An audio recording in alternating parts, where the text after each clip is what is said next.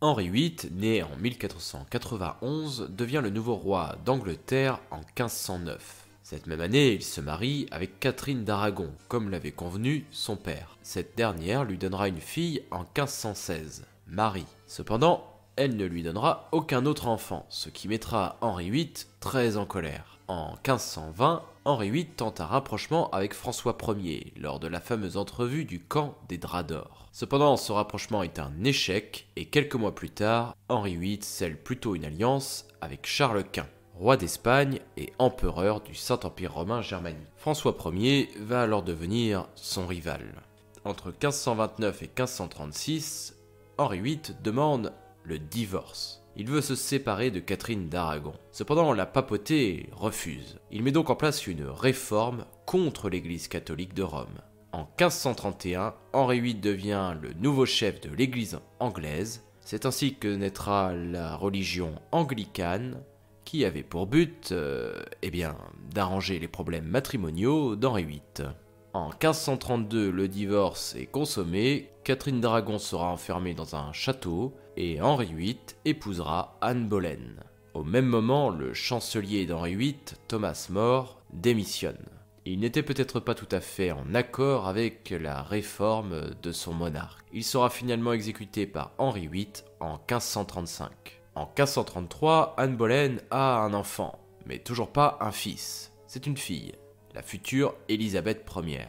À partir de cette date, Henri VIII va être de moins en moins aimable avec sa charmante femme Anne Boleyn. Ce roi était obsédé par le fait d'avoir un fils. Catherine d'Aragon, quant à elle, mourra en 1536, complètement délaissée par son ex-mari. Anne Boleyn, de son côté, fait une fausse couche. Elle va alors tomber en disgrâce, et une nouvelle maîtresse entre dans la vie du roi, Jeanne Seymour.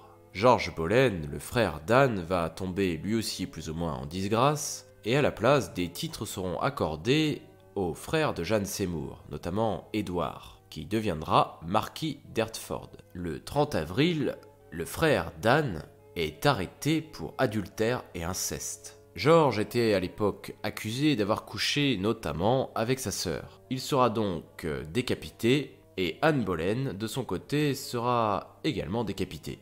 Le lendemain de son exécution, Jeanne Seymour peut se fiancer avec Henri VIII. Cette dernière deviendra reine d'Angleterre, la troisième femme d'Henri VIII. Cependant, elle mourra en 1537, en couche, mais en donnant naissance à un fils, le futur Édouard VI. En 1540, Cromwell, comte d'Essex et conseiller du roi, va proposer Anne de Clèves comme nouvelle femme pour Henri VIII. Le roi n'aura qu'un portrait d'elle avant le mariage, et finalement, il la découvrira le jour du mariage. Mais il ne l'aime pas du tout, et décide donc de divorcer quelques jours plus tard. Elle reçoit néanmoins le titre de sœur aimée du roi, et plusieurs résidences royales.